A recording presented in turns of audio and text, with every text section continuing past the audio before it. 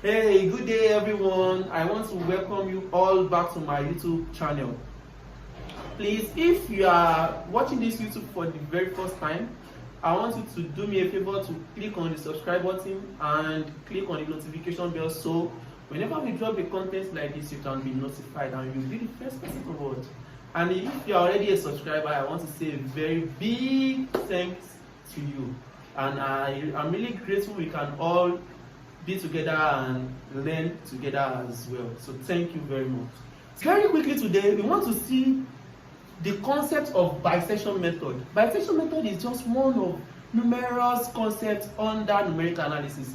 And you know what we do in numerical analysis? What we do most in numerical analysis is that we approximate, we do approximation. So when we are talking about bisection method, it means that we are using bisection method to find the approximate root. Please listen, the approximate root of what? A function. You know, if someone give us a quadratic function, it is very easy to solve. If they give us cubic function, it is very easy to solve. But what if they give us function that the power is raising to power of, let's say, 10, 11, 12, and the rest? So it will be very, very complex and complicated to solve. But bisection is here for us to help us get at least one of those numerous roots. Do we get it now? Yes. So let's say a very simple question, then we solve it together. Yes, you are welcome back. So this is a very simple question we can actually attempt right now. It said find the root of the function x cubed minus x minus 1 using the bisection method. Yeah. So the question is this: what is this bisection method talking about? I'm happy to tell you that this bisection method has just 2 or 3 rules guiding it. 2 or 3. And what are those rules? This is one of them. It said that we need 2 values. Pick A, comma B, member of group, such that A is less than B. That is one. We need 2 values, A, comma B, such that what? A is less than B. Another note is that the next rule is that our f of A multiplied by f of B must be less than what? Must be less than 0. Our f of A multiplied by f of B must be less than 0. And what does that mean? It means that our f of A must be what? Negative. While our f of B must always be what? Positive. Because anything aside this will lead us to having something what? Greater than 0. You know that if you multiply positive and positive number, it is greater than 0. And if you multiply negative and negative together, it will be what? Greater than 0. So what does this mean? It means that we need to test now. We need to test. So let's test. Let's say f of 1. So A is 1. We are looking for our A now first. F of 1. What does this mean? It means I'll be having 1 cube in the function minus 1 minus 1. What will this one give us? It will give us what? 1 minus 1 minus 1. It will give us what? Minus 1. This is negative. So let's check for F2 now. F2 will give us what? Let's see. It means we'll be having 2 cube minus 2 minus 1. So if you're asking me that how am I getting this, I'm just putting the value in this function, x cubed minus x minus 1. So x is 2 now, so we have 2 cubed minus 2 minus 1. So 2 cubed will give you what? Let's see, 2 raised to power 3, that is 8 minus 3, that is 5. So this gives you 5. You can see. Can you see now? We have our FA already to be what? Minus 1, correct. And our FB to be what? 5. You can see it has changed from what? Negative to positive. So it is right. You can pick these 2 values. Sometimes it will not be like that. Sometimes we will have to do up to 3-4 times before we get the value we are going to use. So this one is very simple. So it means that we already have our A. So our A is what? Our A is now 1. Our B is what? 2. And our f of A is what? Minus 1. Our f of B is equals to what? 5. Very settled. So what next do we do? We need to bisect now. And what does that mean? It means you'll be having x equals to what? X is equals to a plus b over 2. So which means that we just have to slot in the value of a, which is 1, plus what? The value of b, which is 2, then we divide by 2. It's as simple as ABC. But we need to clean this board. I will need to clean this board. So I love doing this a question like this using table. So I will have to construct my table now. Then once I do that, we solve it together. You are welcome back. So you can see I have actually drawn the table. So with this table, it will make our work even neat and more convenient for us to do. So from our given equation, you can see that we already have the value of A, we already have the value of B, right? Then we are going to get our bisection value here. All these values will be our bisection value, which will be for our x1, x2, x3, x4, because we have to iterate until when the value actually converge to a certain value, which we keep on repeating. The pattern we keep on repeating until then we are going to stop. So we get our f already, fb, then we get our fx. Very simple. So getting this is very simple. We already know that a is what? A is 1, right? And b is 2. Now, for us to get this one out, we have x1 will be equal to what? A, that is 1 plus 2 divided by 2, which will give us what? 1.5. 1.5. FA, we already know, it is what? Minus 1. And our FB is what? 5. Right? So it is left for us to get our FX. How do we get our FX? How do we get our FX? Very, very simple. It means that we need to put the value of our x1 that we have iterated, which is 1.5, in the function. So it will now be what? X cubed, which is what? 1.5 cubed minus 1.5 minus 1. And that gives me 0.875. You can confirm it in your calculation. 0.875. So we already complete this table. And this is where another question will arise. And what is the question? The question will be, what will I be using for my next A? And what will I be using for my next B? Very, very, very, very vital question. What will I be using for my what? F for my A. What will I be using for my B? Now, let's go back to what the rule actually told us. The rule told us that our f of A multiplied by f of B must be less than 0. Must be less than 0. Which means that we already have one f of something here, which is f of x. It is very important to use this for our next iteration. Please, is that name? It is very important to use this for our next iteration. So the next one is to come and see which one will go hand in hand with it, because we already have it to be positive. So we need another one that will be what? Negative. Please, are we still together? You can see here we have negative, positive. So here now we'll be having what? Positive. So we need a negative one to what? Come with it, because when we multiply the two of them together, it must be less than 0. You can see that if I should multiply these two together, it will be greater than 0. 5 multiplied by what? 0.875. It will be greater than 0. But if I multiply minus 1 with this, it will be what? Minus 0.875, which is what I need. I need a function that one will give us negative and one will give us positive. You can see it is very, very simple. I need a function that when I use it, one will give me what? Positive, the other one will give me what? Negative. So I'm having my function of x1 that I have done to be what? Positive. So I need to come back here to take the one that is what? Negative. Please, do we get that?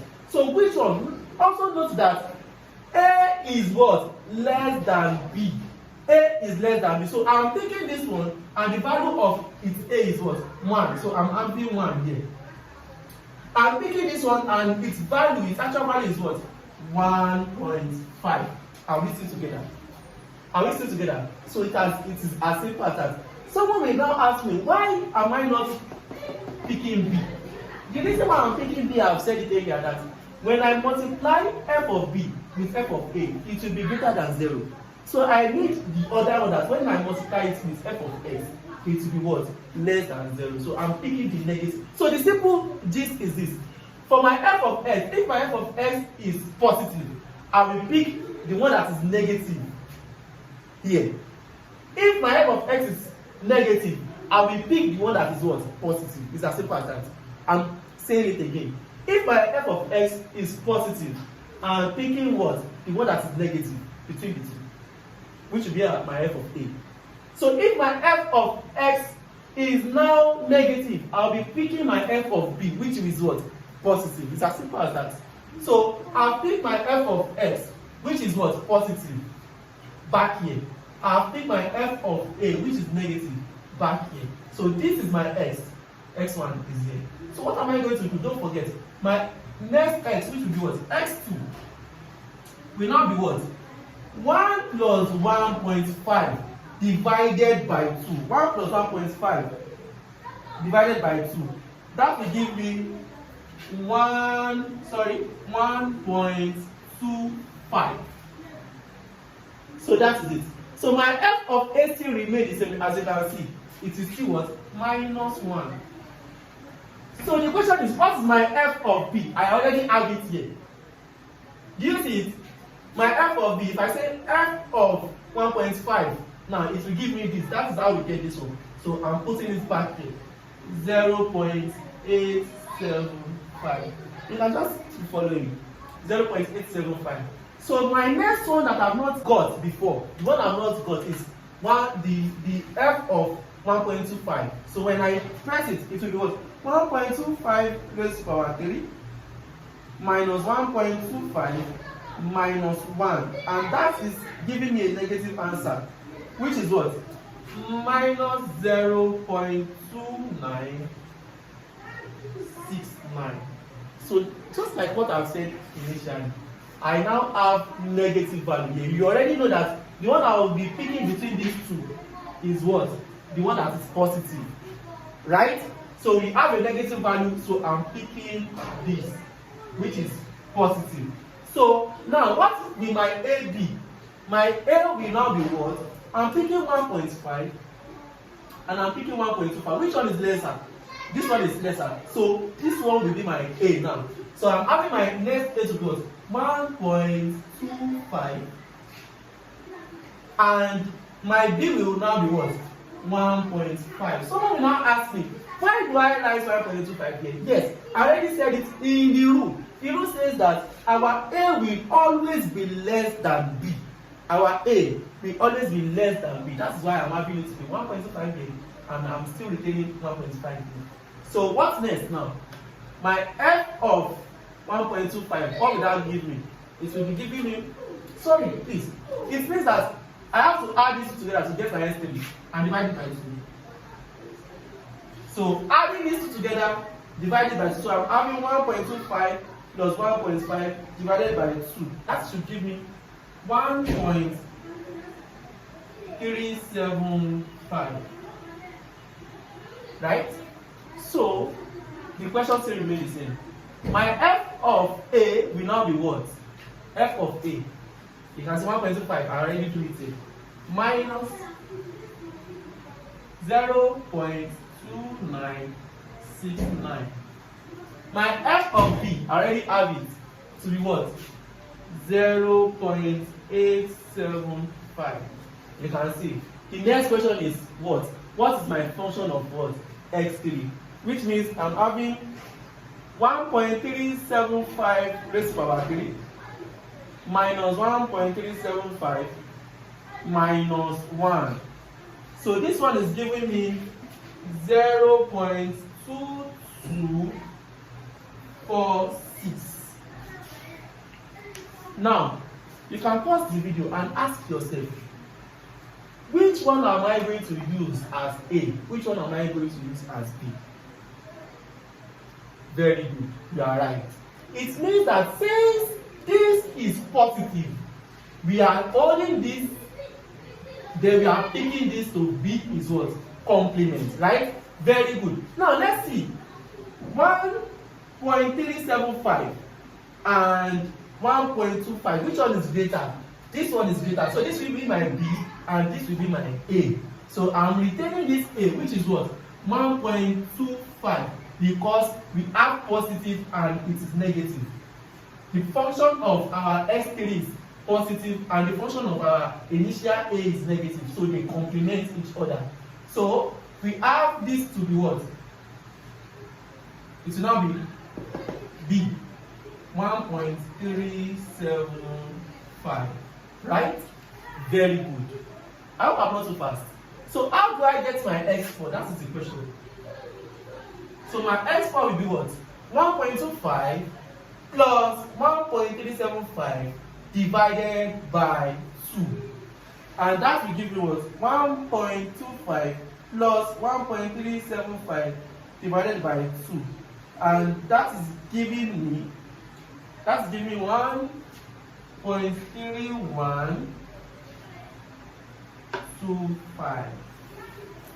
1.3125. 1.3125. So my FA is already here, so I'm still retaining it. It is minus 0.2969. FB.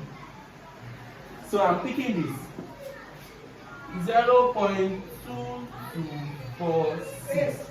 Then the next one I have to calculate for is what? The function of x4. And the function of x4 will be what? 1.3125 raised to power 3 minus 1.3125 minus 1. And this is giving me minus 0.05151. So that is what I have. That is what I have. So again, you can see this is negative. Our f of x is negative. It will go with what? F of b, which is the positive. What do you notice? You notice that everything we are having for f of b is positive, and everything we are having for f of a is negative. It is very, very simple.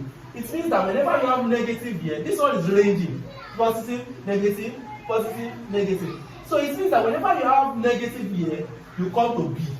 Whenever you are having positive, you come to a. It's as simple as that. So let's move. So I have my f of x to be negative. I'm picking f of b. Now f of b is 1.375, right? Very good. And f of x is 1.31. Which one is greater? This one is greater, so it is coming to. Sorry, this one is greater and this one is coming here. Sorry. This one is greater, it will be my b, and this one will be my a. Because a will always be less than b. So I have 1.3125, and my b, I'm still retaining my b to be what? 1.375. So the question is, how do I get my x5? This is how I get my x5. I'm adding these two together, then divided by, it is here, a plus b divided by 2. So what would that give me? A plus b divided by 2. So it is 1.34375. 1.343. So I'm not, you can say I'm not approximating anything. I'm just giving us the raw value. You don't have to approximate. So our f of a, 1.3, so it is here, minus 0.05151. So my f of b, I think I've done that before. F of b, it is here, 0.2246. So the next one I need to look for is what? F of x5, which is what? 1.34375 raised to power 3 minus 1.34375 minus 1. And this is giving me 0.082611. Now, at this point, I want to believe that we all know how we are getting this value. So for us not to waste our time, you can just pause the video, because I'm going to pause it now and I'm going to give us the rest value, because I'm going to do it to 10. You can also do up to 15, 20 as the case may be. So you will also see the observation. What I have observed is this myself. I have observed that these values are they are decreasing. The more we do it, the more these values are decreasing. I'm going to pause this video now, then I'm going to put all these values so it will not waste our time, so we can actually compare our values. 94. Yes, so this is our values. So you know we do from 1 to 5 together before. So from 6 to 10, this is what I've got. I hope we have the same answer. You can check it very well. So I hope we have the same answer. So someone is asking me that we are just solving it, sir. We are just solving it. What is our answer, God, that we are looking for? This is our answer. This is our iteration. This is our iteration. So the last one, which is x10, will be our final answer. And this thing can be confirmed. You can press your calculator. Just press your calculator. X cube. Just press your calculator. This is our answer. So I'm going to give us a function now. We have it to be what? F of x equals to what? X cubed minus x minus 1. So if you have your calculator, you can just put it in equation. Raised to power 3. Then you put it x cubed minus x minus 1, and it will ask you what is, when you ask what is the answer, it will give you an answer very close to this. Very, very, you know, I told you that it is not the actual root, but it is an approximated root. It will give you answer very, very close to this, and this is my answer. If you should stop for that, you can stop for that to up to 13 iteration, up to 20 iteration. But I stop at what? 10th iteration. So my answer is, I have to be what? X10 to be what?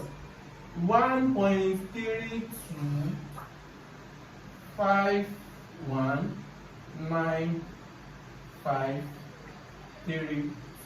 So this is what I got. So what does this mean? Now let's now see what we are doing in real sense. In real sense, this is what we are doing.